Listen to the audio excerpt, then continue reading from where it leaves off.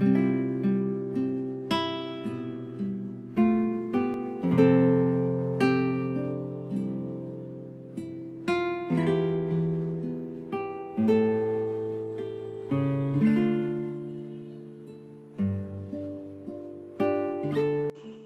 mabuting balita ng Panginoon ayon kay San Lucas.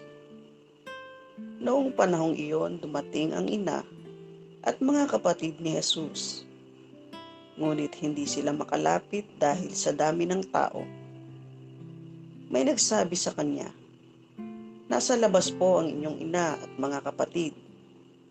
Ibig nilang makipagkita sa inyo." Ngunit sinabi ni Jesus, ang mga nakikinig ng salita ng Diyos at tumutupad nito, ang siya kong ina at mga kapatid. Ang mabuting balita ng Panginoon.